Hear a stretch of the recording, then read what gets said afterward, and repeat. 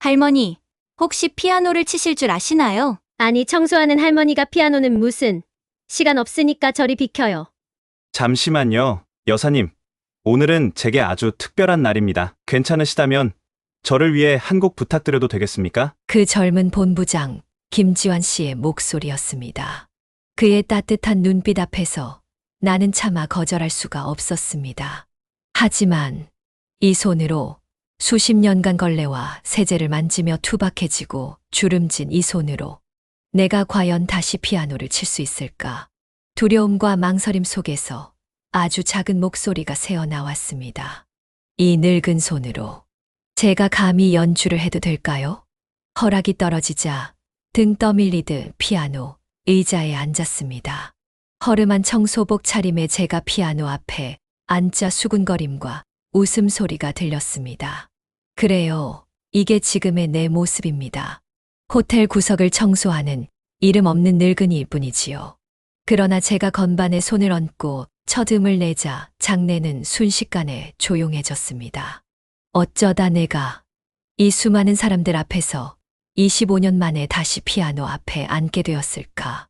모든 것은 그날 아침, 아니, 그보다 훨씬 전부터 시작된 일이었지요.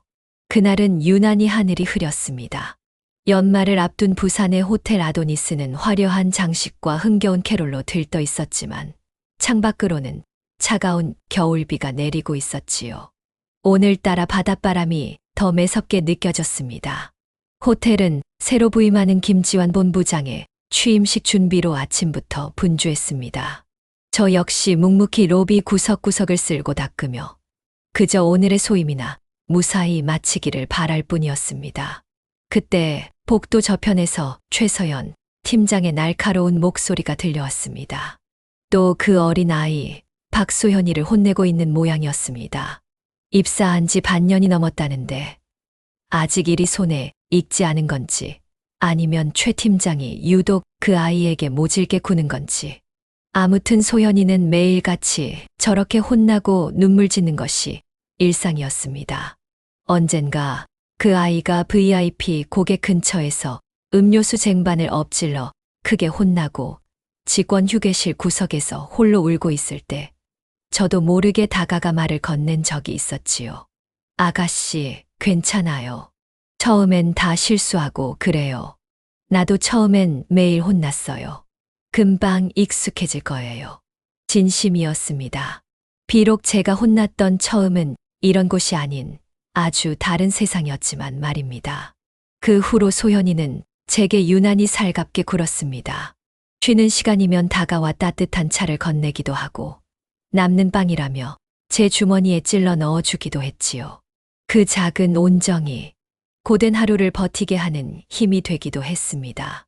아가씨도 먹어요. 마른 아이에게 빵을 나눠주며 문득 오래전 잃어버린 내 아들 하준이의 여린 모습이 떠올라 가슴이 시큰하기도 했지요. 아이고, 내 아들. 지금은 어디서 어떻게 지낼고. 하지만 소현이도 그리고 이 호텔의 그 누구도 몰랐을 겁니다. 걸레를 쥔 내 투박한 손이 한때 어떤 소리를 만들어냈는지, 그리고 그 소리 때문에 내 인생의 가장 소중한 것을 잃어버렸다는 사실을 말입니다. 저는 그저 윤예수라는 이름 뒤에 모든 과거를 숨긴 채 그림자처럼 살아가는 청소 할머니일 뿐이었습니다. 그러던 그날 아침 호텔 로비가 유난히 술렁였습니다. 캐나다에서 공부를 마치고 돌아왔다는 신임 본부장 김지환이라는 젊은이가 첫 출근을 하는 날이었지요. 서 회장의 아들이라는 배경과 듣자 하니 배우 강동원처럼 그리 잘생겼다며 젊은 직원들이 속닥거리는 소리가 들렸습니다. 아니나 다를까 저에게는 악담을 퍼붓던 최 팀장이 그 젊은 본부장 앞에서는 언제 그랬냐는 듯 온갖 교태를 부리며 알랑거리는 모습이 참 눈뜨고 보기 민망할 정도였습니다. 저는 그저 묵묵히 로비 창문을 닫고 있었습니다. 그때 복도를 지나던 김지환 본부장과 정면으로 눈이 마주쳤습니다. 그는 잠시 걸음을 멈추는가 싶더니 제 허름한 행색에도 아랑곳 않고 가볍게 목례를 건넸습니다. 뜻밖의 행동에 놀라 잠시 멍하니 서 있었지요. 아주 오랜만에 사람 대 사람으로 인사를 받아보는 기분이었습니다. 최 팀장이 얼른 다가와 본부장에게 신경 쓰실 필요 없는 그냥 청소부라며 저를 벌레 보듯 말했지만 그는 그 말을 못 들은 척 지나갔습니다. 그런데 그 직후였을까요? 청소 카트를 옮기다가 그만 발이 꼬여 세제통을 바닥에 요란하게 엎지르고 말았습니다. 아차 하는 순간 최 팀장이 기다렸다는 듯이 달려와 고래고래 소리를 지르며 저를 거칠게 밀쳤고 저는 그대로 차가운 로비 바닥에 주저앉고 말았습니다. 아이고, 차가운 대리석 바닥에 주저앉은 채 저는 잠시 숨을 골랐습니다.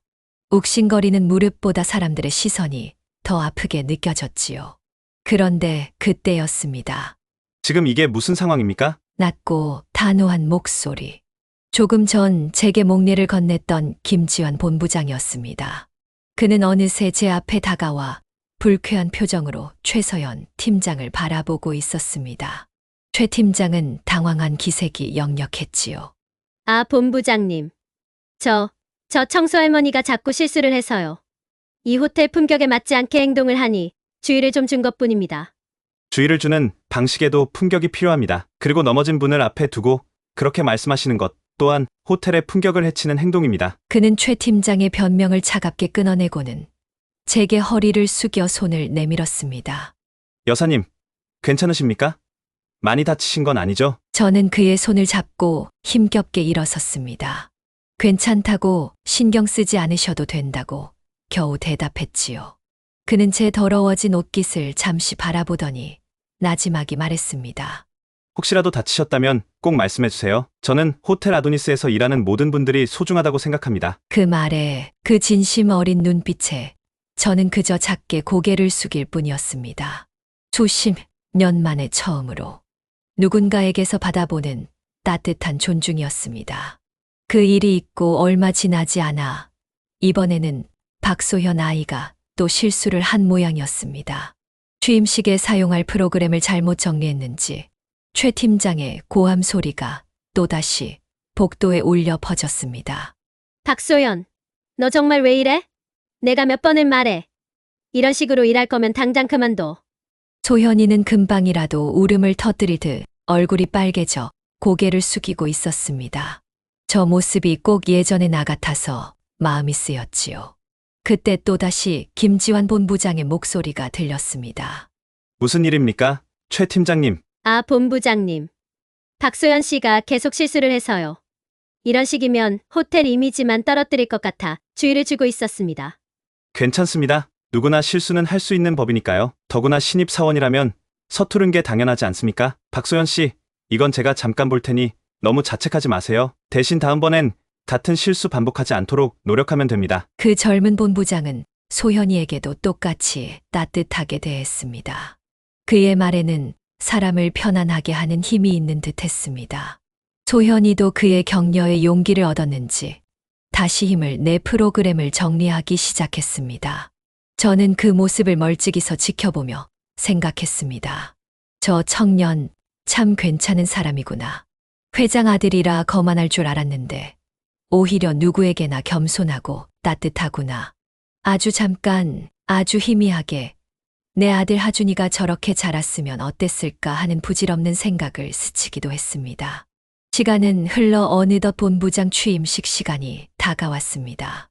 그랜드 볼룸은 부산 지역의 내로라 하는 인사들과 기자들로 가득 찼고 호텔 전체가 그야말로 숨 막히는 긴장감에 휩싸였습니다. 저 역시 행사장 주변을 마지막으로 정리하며 혹시라도 누가 될까 조심스럽게 움직였지요. 취임식의 하이라이트는 축하 연주였습니다. 유명 피아니스트라는 이현우 씨가 연주하기로 되어 있었지요. 그런데 식이 시작되기 직전 대기실 쪽에서 다급한 목소리가 들려왔습니다. 큰일 났어요. 이현우 씨가 갑자기 쓰러졌어요. 연주 못 하신답니다. 웅성거림과 함께 순식간에 소란이 일었습니다. 특히 최 팀장의 얼굴은 하얗게 질려 있었지요. 그녀는 곧장 담당자인 박소연에게 달려가 고함을 질렀습니다. 야, 박소연. 이게 무슨 일이야? 연주자 관리는 내가 담당 아니었어? 이 중요한 행사를 망칠 셈이야? 당장 대타 구해와. 못 구하면 내 자리도 없는 줄 알아. 소현이는 얼굴이 새하얗게 질려 어쩔 줄 몰라 했습니다. 그 어린 것에게 너무 가혹한 처사였지요. 보는 제 마음이 다 아팠습니다. 이대로 두면 저 아이가 모든 책임을 뒤집었을 것 같았습니다. 그래서였을까요? 저도 모르게 말이 튀어나왔습니다. 아주 오랫동안, 25년 동안 봉인해 두었던 말이었습니다. 혹시 피아노를 제가 쳐도 될까요? 제 목소리는 아마 모기 소리만큼 작았을 겁니다. 하지만 그 순간 주변의 모든 소음이 멈춘 듯 했습니다. 최 팀장은 믿을 수 없다는 듯이 저를 노려보았습니다. 뭐라고요? 할머니가 피아노를 쳐요. 지금 장난해요? 청소나 똑바로 하세요. 어디서 감히. 그녀의 목소리에는 경멸과 조롱이 가득했습니다. 저는 그만 얼굴이 화끈거려 고개를 숙였습니다. 그래, 내가 주제 넘었지. 감히 내가 뭐라고. 하지만 울먹이는 소연이의 모습이 눈에 밟혔습니다. 그때 다른 직원 한 명이 나섰습니다. 팀장님, 제가 학창시절에 피아노를 조금 배웠습니다. 제가 해보겠습니다. 그래? 어휴, 다행이다. 어서 준비해. 잠시 안도하는 분위기가 흘렀습니다. 하객들이 하나둘 자리에 앉기 시작했고 취임식이 막 시작되려는 찰나였습니다. 그런데 피아노로 향하던 그 직원이 그만 발을 헛디뎌 넘어지며 비명을 질렀습니다. 으악! 손목을 삔 것 같아요. 아, 어쩌면 연 회장은 다시 술렁이기 시작했습니다. 이제 정말 연주할 사람이 아무도 없게 된 것입니다. 최 팀장의 얼굴은 분노로 일그러졌습니다. 그녀는 모든 분노를 다시 박소연에게 쏟아냈습니다. 박소연, 너 때문이야. 이 모든 게 너 하나 때문에 망쳤어. 하객들 다 보는데 이게 무슨 망신이야. 내가 책임져. 소현이는 결국 참았던 눈물을 터뜨렸습니다. 그 모습을 보니 더 이상 망설일 수가 없었습니다. 내 비루한 처지나 사람들의 시선 따위가 문제가 아니었습니다. 저 아이를 구해야 했고 이 중요한 날을 이렇게 망칠 수는 없었습니다. 제가 해보겠습니다. 이번에는 조금 더 또렷한 목소리였습니다. 아주 오래되긴 했지만 제가 한번 연주해 보겠습니다. 할머니, 아직도 그 소리예요? 지금 여기가 어떤 자리라고 나서세요. 주제 파악 좀 하세요. 냄새 나니까 저리 가요. 최 팀장은 저를 막아서며 입에 담지 못할 모욕적인 말까지 퍼부었습니다. 몇몇 하객들 사이에서는 키득거리는 웃음소리도 들려왔습니다. 온몸에 피가 거꾸로 솟는 듯한 수치심이 밀려왔지만 저는 물러서지 않았습니다. 본부장님의 취임식을 이대로 망칠 수는 없습니다. 제가 부족할지라도 최선을 다해 보겠습니다. 그때였습니다. 제 앞을 막아서려던 최 팀장을 제지하며 김지환 본부장이 나섰습니다. 그의 목소리는 놀랄 만큼 따뜻하고 단호했습니다. 할머님, 그는 최 팀장을 지나쳐 제 앞에 섰습니다. 그리고는 저를 바라보며 말했습니다. 제가 이 호텔에 처음 왔을 때부터 여사님께서 이 호텔에 보이지 않는 곳까지 깨끗하게 지키시는 모습을 보았습니다. 우리 호텔을 빛내기 위해 누구보다 묵묵히 애쓰시는 분인데 그런 분이 오늘 저를 위해 연주해 주신다면 여사님 덕분에 깨끗해진 호텔처럼 저 또한 더욱 빛나지 않겠습니까? 제게는 더할 나위 없는 영광이겠습니다. 부디 저를 위해 한 곡만 연주해 주시겠습니까? 장내가 술렁였습니다. 그는 저를 향해 공손히 고개를 숙이며 마치 귀한 손님을 대하듯 손을 내밀었습니다. 연 회장은 숨소리조차 들리지 않을 만큼 조용해졌습니다. 최 팀장은 당황하여 본부장님을 말리려 했지만 그의 단호한 눈빛에 아무 말도 하지 못했습니다. 저는 한참을 망설였습니다. 그의 진심 어린 말에 가슴이 뛰었지만 두려움 또한 여전했습니다.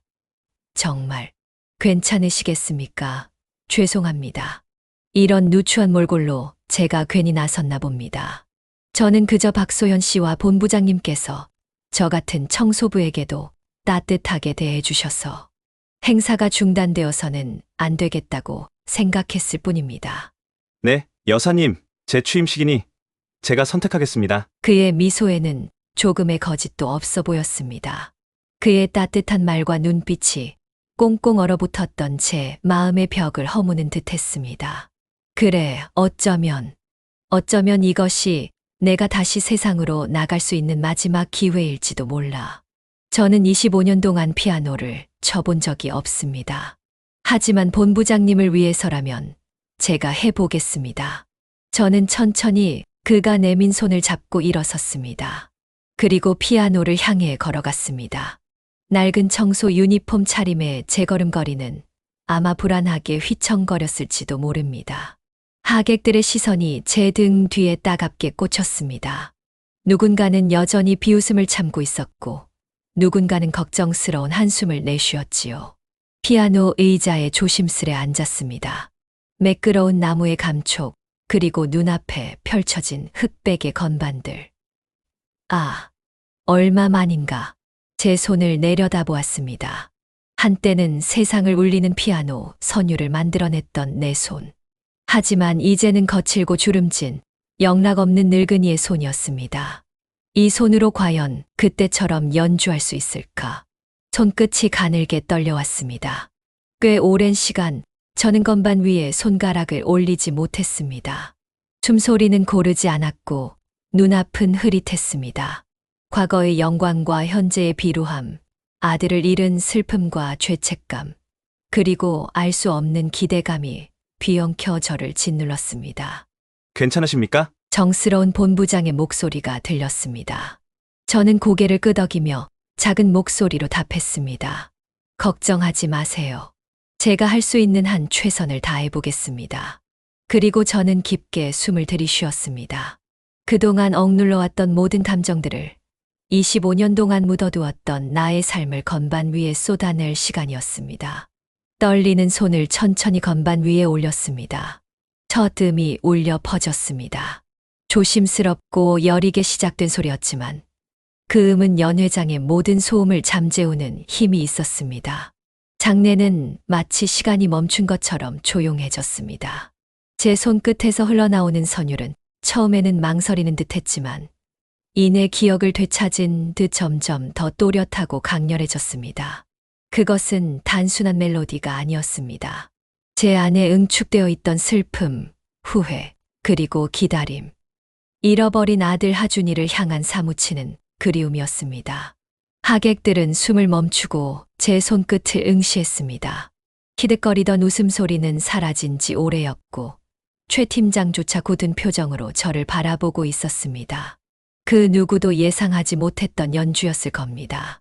연회장의 공기가 달라졌습니다.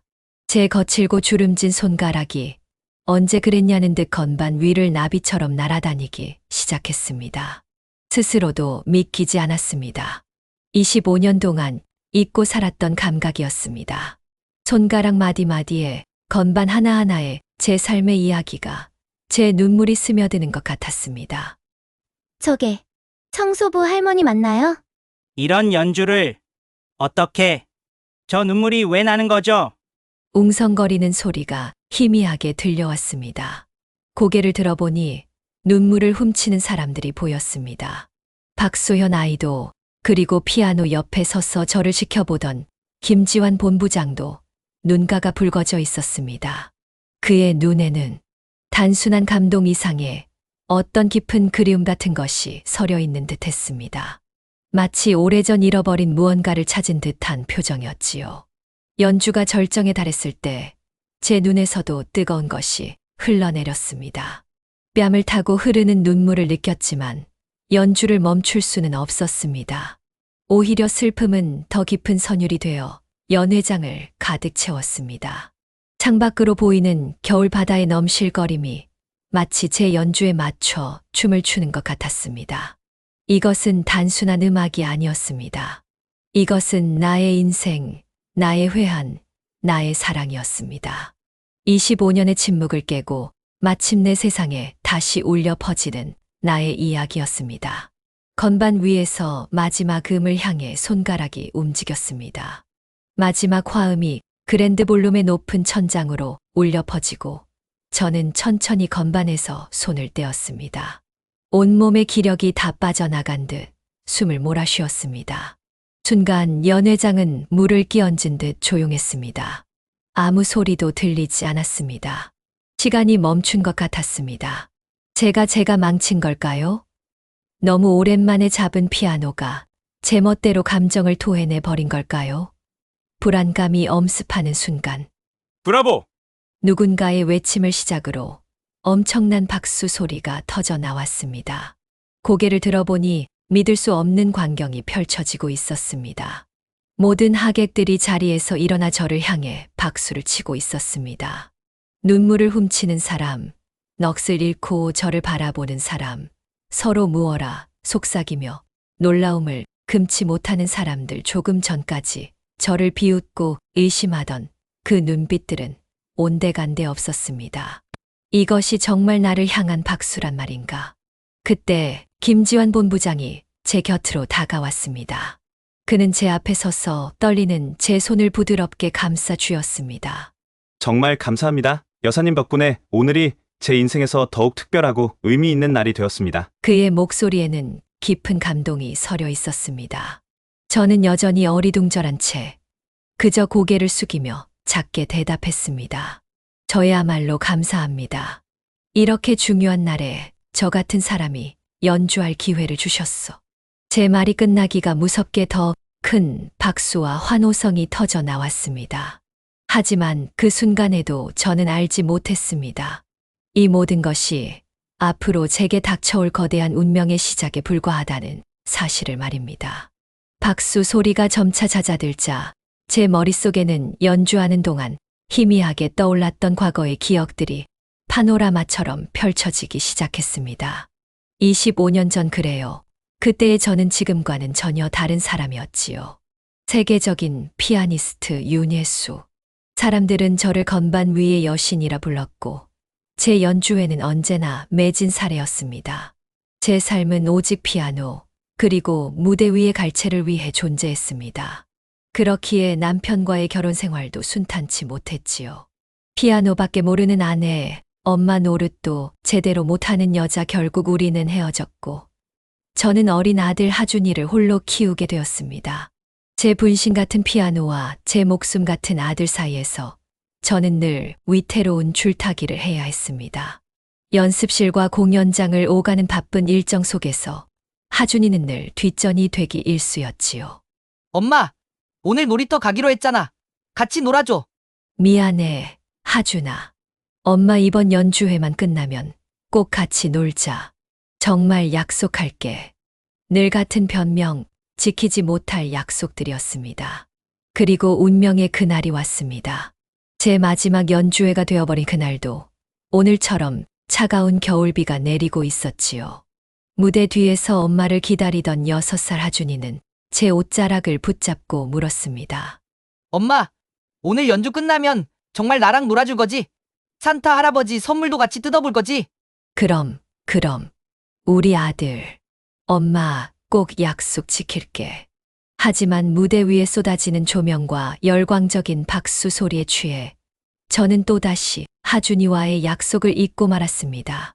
몇 번의 커튼콜 후 만족스러운 미소를 지으며 무대 뒤로 돌아왔을 때 하준이는 그곳에 없었습니다. 하준아, 어디 있니? 하준아. 온 공연장을 미친 듯이 헤매며 아들의 이름을 불렀습니다. 관계자들에게 묻고 대기실과 분장실, 화장실까지 샅샅이 뒤졌지만 아이는 어디에도 없었습니다. 제 심장이 까맣게 타들어가는 것 같았습니다. 그날 밤 저는 경찰서에 실종 신고를 했습니다. 빗속을 얇은 연주의 드레스 차림으로 미친 듯이 뛰어다니며 목이 터져라 아들의 이름을 외쳤습니다.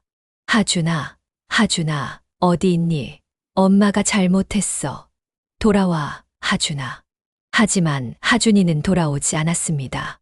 이 사건은 언론에 대서특필되었고 세상은 제게 동정 대신 비난을 퍼부었습니다. 피아노에 미쳐 아들까지 내팽개친 매정한 엄마.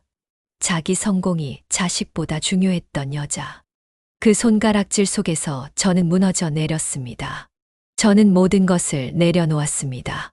피아노도 화려했던 무대도 윤예수라는 이름까지도요. 전 재산을 털어 전국 방방곡곡을 헤매며 아들을 찾아다녔습니다. 닳고 다른 아들 사진을 붙들고 밤낮 없이 거리를 헤맸지요. 혹시라도 아들을 보았다는 작은 제보라도 들리면 어디든 달려갔습니다. 하지만 5년이 지나고 10년이 지나도 하준이의 흔적은 찾을 수 없었습니다. 제 머리카락은 하얗게 새었고 건반 위를 날아다니던 제 손가락은 실종 전단지를 붙이다 베이고 굳은 살이 반겨 투박해졌습니다. 결국 저는 포기했습니다. 아니, 포기할 수밖에 없었습니다. 제 자신을 철저히 지우고 누구도 저를 알아보지 못하는 곳으로 숨어들기로 했습니다. 그렇게 세월이 흘러 저는 이곳 부산의 호텔 아도니스에서 청소부로 일하며 숨죽인 채 살아가고 있었던 겁니다. 화려했던 피아니스트 윤혜수는 죽고 이름 없는 청소 할머니로 다시 현실로 돌아왔습니다. 연회장의 박수 소리는 어느덧 잦아들고 있었지만 제 심장은 여전히 과거의 고통 속에서 허우적대고 있었습니다. 김지환 본부장은 여전히 제 손을 잡은 채 걱정스러운 눈빛으로 저를 바라보고 있었습니다. 그런데 그때였습니다. 하객들 중 한 젊은 여성이 휴대폰을 치켜들고 있었습니다. 무어라 중얼거리며 제 모습을 연신 화면에 담고 있었지요. 나중에 들으니 그 젊은 여성이 제가 피아노 치는 모습을 찍어서 인터넷이라는 곳에 올린 모양이었습니다. 그것이 어떤 파장을 불러올지 그때의 저는 전혀 짐작조차 하지 못했습니다. 그저 연주가 끝났다는 안도감과 밀려오는 피로감, 그리고 다시 현실로 돌아온 비참함에 휩싸여 있을 뿐이었습니다. 저는 김지환 본부장의 손을 놓고 비틀거리며 피아노 앞에서 물러나려 했습니다. 이 자리를 사람들의 시선을 벗어나고 싶었습니다. 그때 박소현 아이가 다가와 제 팔을 부축해 주었습니다. 할머니, 괜찮으세요? 잠시 쉬셔야겠어요. 소현이의 부축을 받으며 연회장 구석으로 향하는데 등 뒤로 여전히 저에 대한 수군거림이 느껴졌습니다. 이제는 비웃음이 아닌 놀라움과 궁금증이 가득한 속삭임이었지요. 잠시 후 호텔 직원들 사이에서 술렁임이 커지기 시작했습니다. 여기저기서 직원들이 휴대폰을 들여다보며 서로에게 무언가를 보여주고 있었습니다. 소현이가 제게 다가와 조심스럽게 휴대폰 화면을 보여주었습니다. 할머니 이거 보세요. 아까 할머니 연주하신 거 벌써 인터넷에 올라왔어요. 댓글이 엄청나요. 화면 속에는 방금 전 피아노 앞에 앉아있던 제 모습이 담긴 영상이 재생되고 있었습니다. 그리고 그 아래에는 수많은 글들이 빠르게 올라오고 있었지요. 이분 누구시죠? 소름 돋았어요. 어떻게 청소하시는 분이 저런 연주를 눈물 흘리면서 봤습니다. 감동 그 자체네요.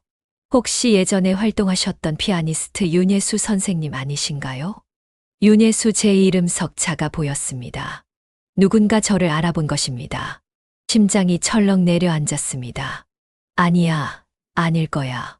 세상이 나를 잊은 지 오래인데. 하지만 그 영상은 삽시간에 퍼져나갔습니다. 호텔 청소부의 기적적인 연주, 얼굴 없는 피아니스트의 등장 같은 제목으로 인터넷 여기저기에 옮겨지고 심지어는 인터넷 뉴스 기사까지 나오기 시작했습니다. 제 과거 사진과 영상들이 함께 올라오면서 제가 전설적인 피아니스트 윤예수였다는 사실이 세상에 다시 알려지기 시작한 것입니다. 이 소란 속에서 최서연 팀장의 얼굴은 사색이 되어 있었습니다. 그녀는 어쩔 줄 몰라 하며 서성거리다가 제게 다가와 쏘아붙였습니다. 할머니, 이게 다 할머니 때문이에요. 어쩐지 이상하다 했어. 대체 정체가 뭐예요? 왜 이런 데서 청소부 노릇이나 하고 있었던 거냐고요. 이거 호텔 이미지 다 망치는 거 아니에요? 그녀는 여전히 상황 파악을 못하고 있었습니다. 아니, 애써 외면하고 싶은 것이었겠지요. 바로 그때 김지환 본부장이 다시 다가왔습니다. 그의 표정은 이전보다 더 복잡 미묘해 보였습니다. 그는 인터넷을 통해 제 과거에 대한 기사들을 이미 접한 듯 했습니다.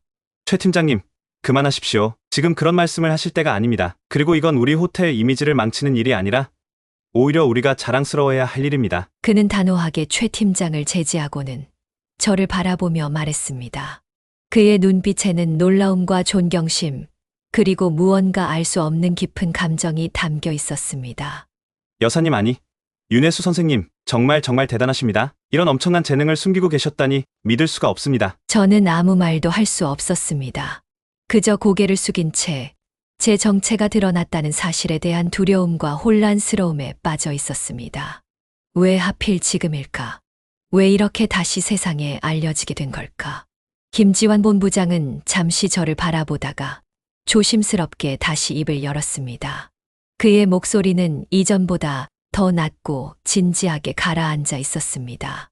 선생님, 드릴 말씀이 있습니다. 혹시 잠시 저와 따로 이야기를 나누실 수 있겠습니까? 그의 제안에 저는 불길한 예감과 함께 어쩌면 피할 수 없는 운명의 시간이 다가왔음을 직감했습니다.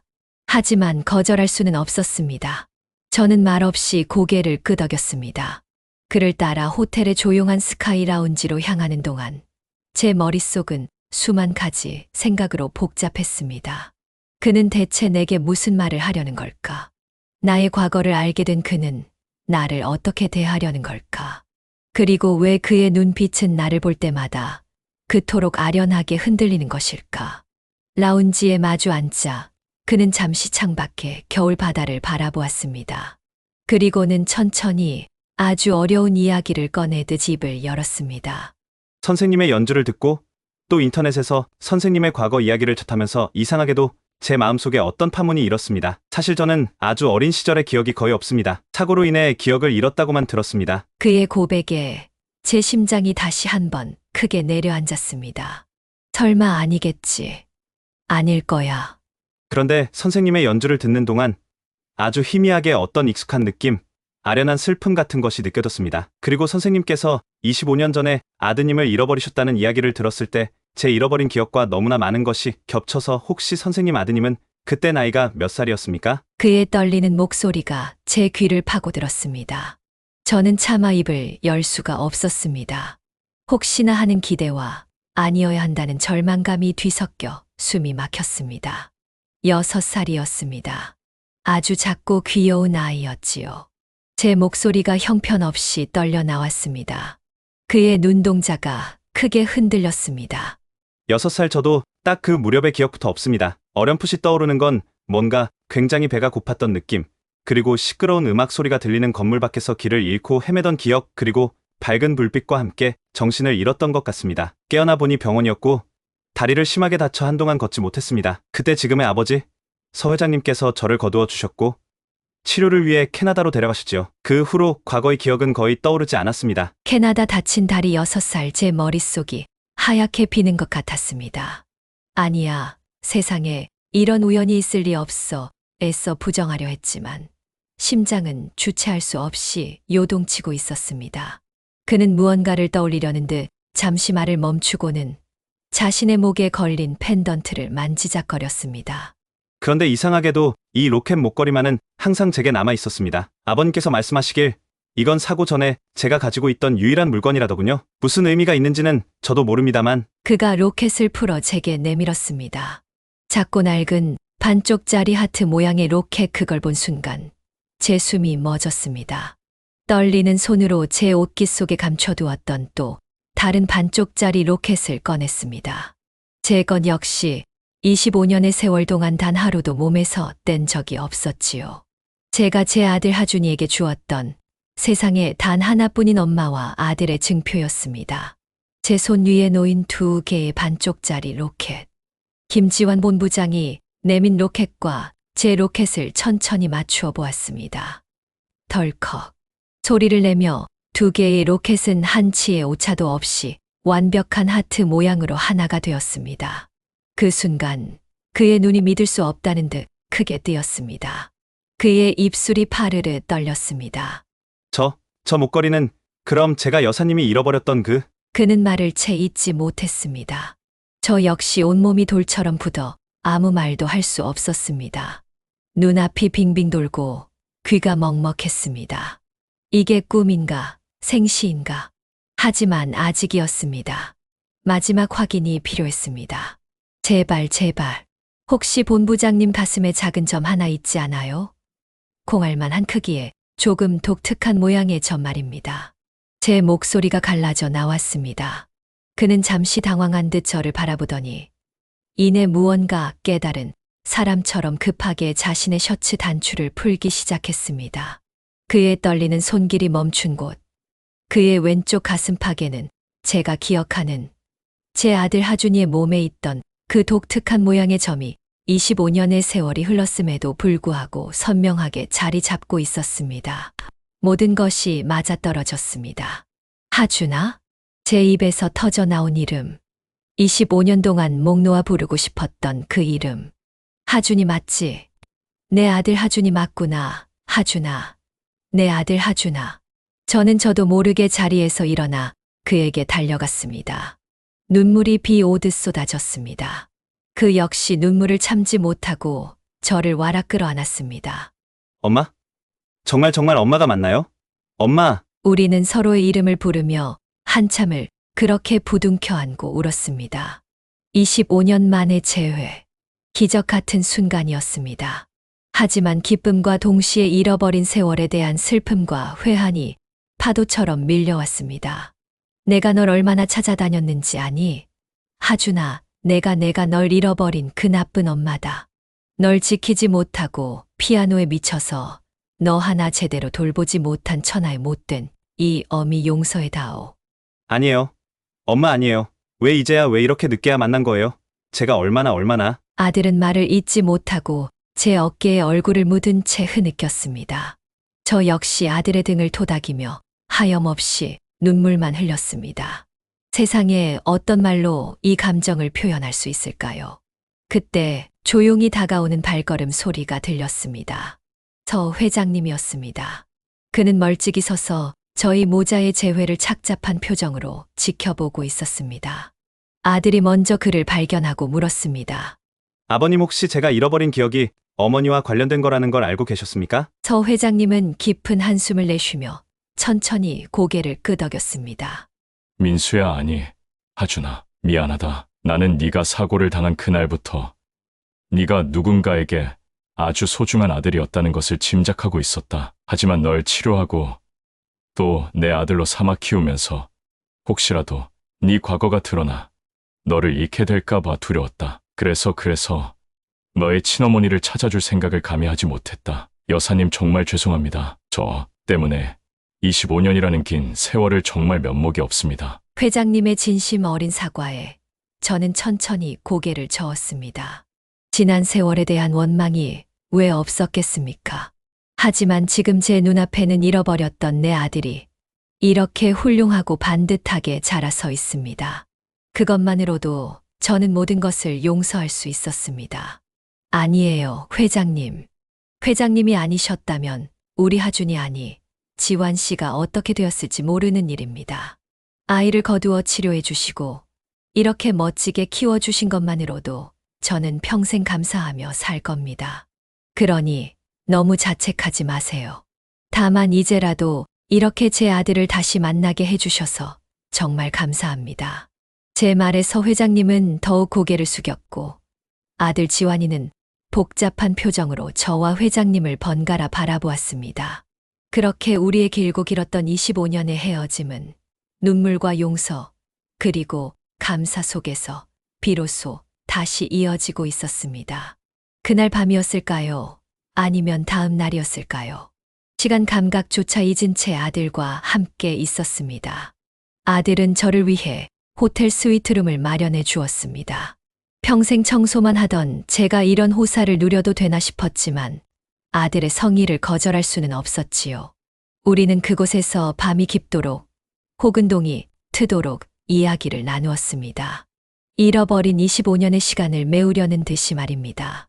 우리 하준이 아니, 이제 지완이라고 불러야겠구나. 정말 몰라보게 컸구나. 이렇게 잘생기고 마음까지 따뜻한 청년으로 자라주어서 정말 고맙다, 아들아. 저는 여전히 아들의 얼굴을 볼 때마다 눈물이 흘렀습니다. 아들은 어색하게 웃으며 제 손을 잡아주었습니다. 엄마도 제 기억 속 모습과는 많이 달라지셨어요. 하지만 절 바라보시는 눈빛은 왠지 아주 오래전부터 알고 있었던 것처럼 따뜻해요. 이렇게 늦게라도 다시 뵙게 되어 정말 다행이에요. 엄마. 아들은 문득 궁금하다는 듯 제게 물었습니다.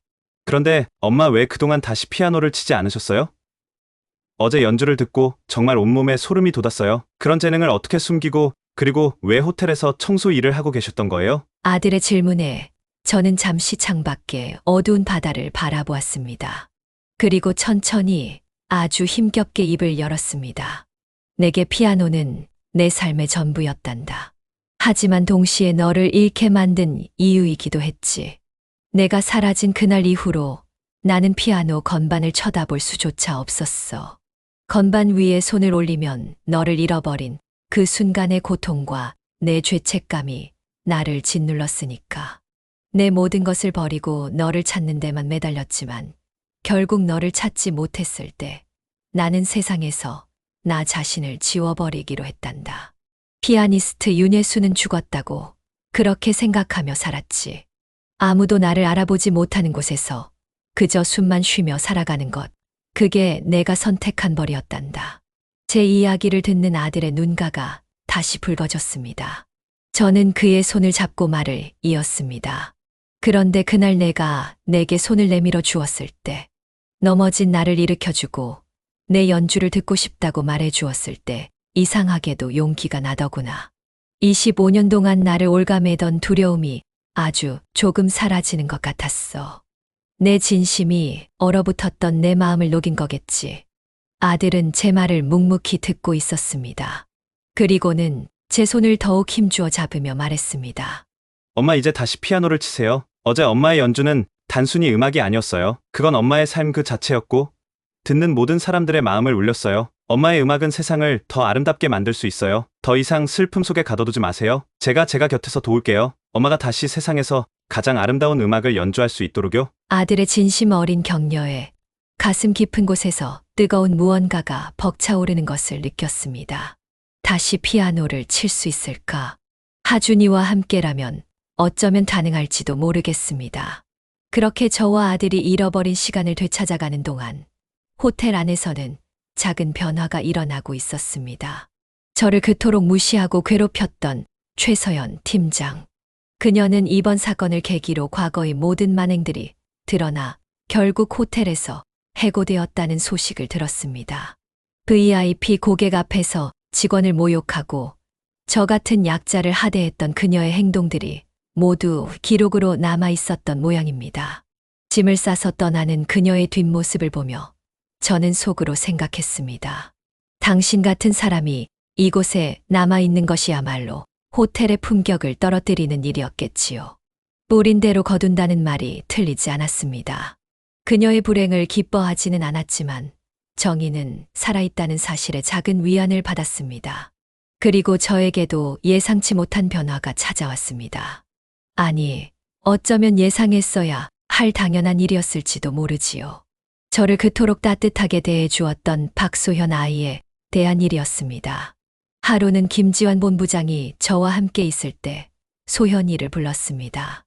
박소연 씨, 네, 본부장님, 부르셨습니까? 소현이는 여전히 조금 긴장한 듯 보였지만 예전처럼 주눅든 모습은 아니었습니다. 제가 박소연 씨에 대해 들었습니다. 특히 저희 어머님께 윤혜수 여사님께 그동안 꾸준히 보여주신 따뜻한 마음과 배려에 대해서요. 아무도 여사님의 정체를 몰랐을 때에도 그저 어려움에 처한 동료로서 진심으로 도왔다고 들었습니다. 소현이는 깜짝 놀라며 손사래를 쳤습니다. 아닙니다. 본부장님, 저는 그저 당연히 해야 할 일을 했을 뿐입니다. 할머님께서 워낙 힘들어 보이셔서. 당연한 일을 꾸준히 진심으로 하는 것이 얼마나 어려운 일인지 저는 압니다. 그런 마음가짐이라면 우리 호텔 아도니스를 찾는 고객들에게도 최고의 서비스를 제공할 수 있을 거라 믿습니다. 박소연 씨의 따뜻함과 책임감을 높이 사서 이번에 새로 개편될 연예 기획팀의 매니저로 추천했습니다. 그 말을 듣는 순간 소현이의 눈에 눈물이 그렁그렁 맺혔습니다. 저 역시 가슴이 뭉클했습니다. 정말 제가요? 감사합니다. 본부장님, 정말 열심히 하겠습니다. 감사합니다. 그 아이는 기쁨과 감격에 겨워 제대로 말을 잇지 못했습니다. 저는 그런 소현이의 손을 꼭 잡아주었습니다. 소현아, 내가 널 처음 봤을 때부터 알았단다. 넌 참 마음이 따뜻하고 좋은 사람이야. 앞으로도 그 마음 잃지 말고 많은 사람들에게 따뜻함을 전해주렴. 정말 축하한다. 소현이는 제게도 연신 고맙다고 인사를 했습니다.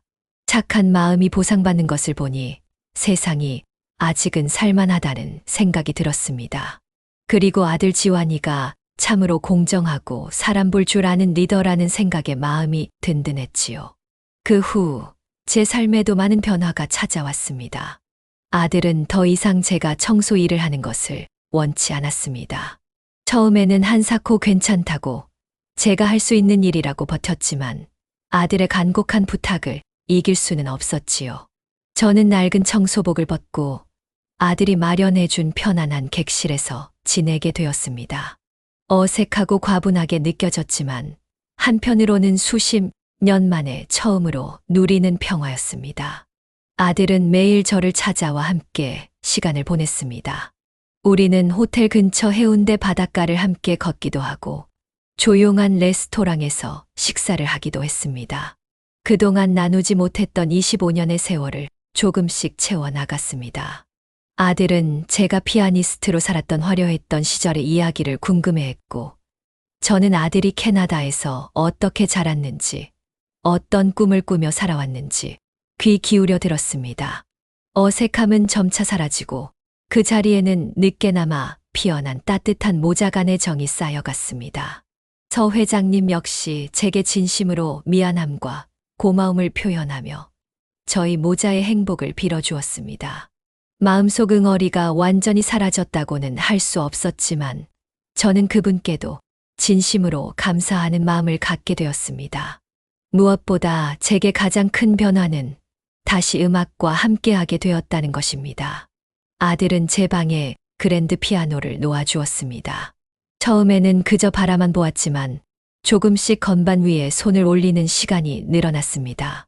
이제 피아노는 제게 더 이상 고통이나 죄책감의 상징이 아니었습니다.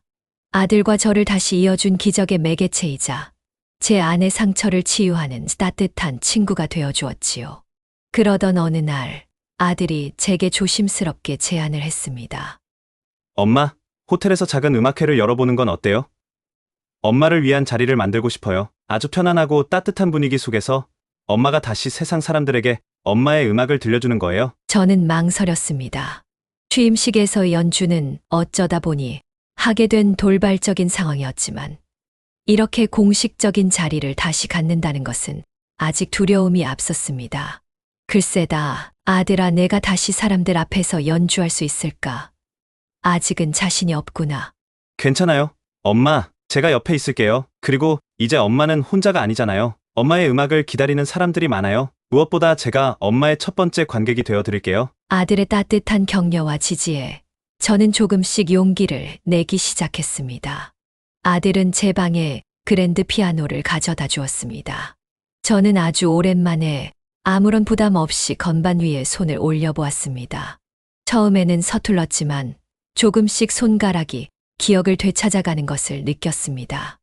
음악은 여전히 제 안에 살아 숨쉬고 있었습니다.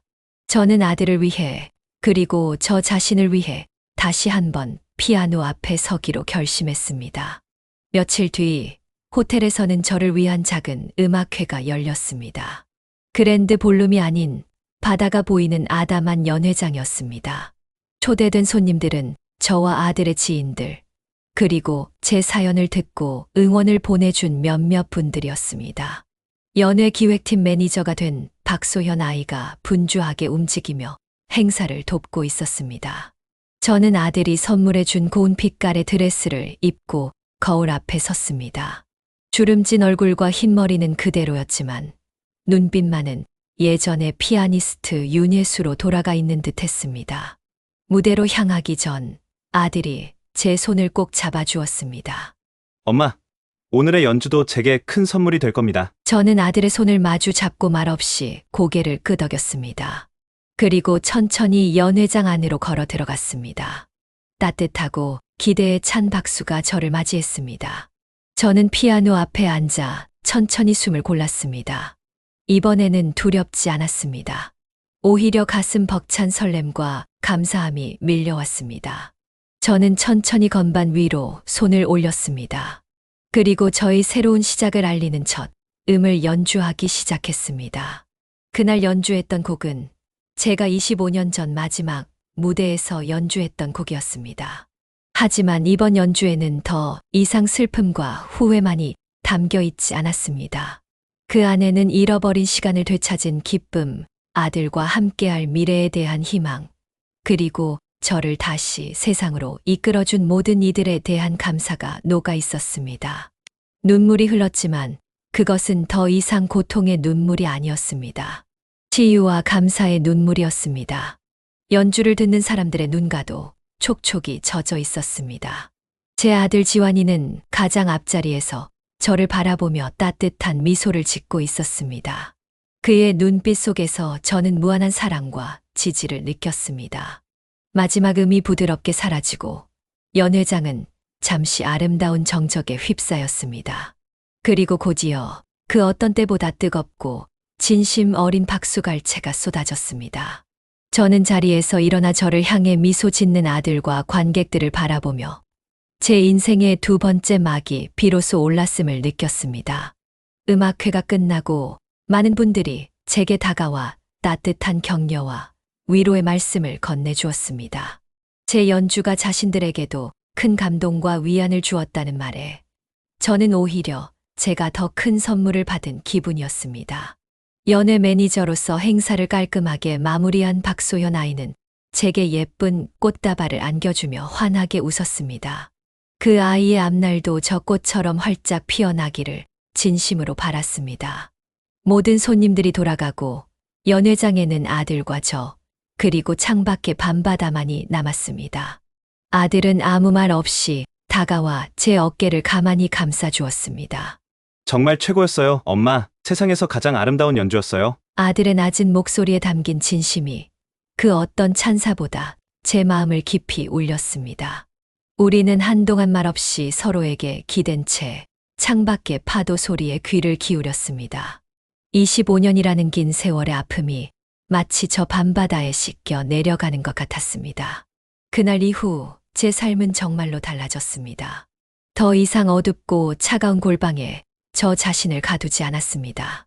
아들이 마련해준 호텔의 편안한 방에서 지내며 매일 아들과 함께 시간을 보냈습니다. 우리는 평범한 모자처럼 함께 밥을 먹고 산책을 하고 사소한 이야기를 나누며 웃었습니다. 잃어버린 시간을 되돌릴 수는 없었지만 새로운 추억들이 그 빈자리를 조금씩 채워주었습니다. 서 회장님 역시 제게 진심으로 미안함과 고마움을 표현하며 저희 모자의 행복을 빌어주었습니다. 마음속 응어리가 완전히 사라졌다고는 할 수 없었지만 저는 그분께도 진심으로 감사하는 마음을 갖게 되었습니다. 무엇보다 제게 가장 큰 변화는 다시 음악과 함께하게 되었다는 것입니다. 아들은 제 방에 그랜드 피아노를 놓아주었습니다. 처음에는 그저 바라만 보았지만 조금씩 건반 위에 손을 올리는 시간이 늘어났습니다. 이제 피아노는 제게 더 이상 고통이나 죄책감의 상징이 아니었습니다. 아들과 저를 다시 이어준 기적의 매개체이자 제 안의 상처를 치유하는 따뜻한 친구가 되어주었지요. 물론 세계적인 무대에 다시 설 생각은 없습니다. 과거의 영광은 이미 흘러간 세월 속에 묻어두었습니다. 하지만 저는 이제 제가 가진 작은 재능을 다른 방식으로 나누며 살아가기로 했습니다.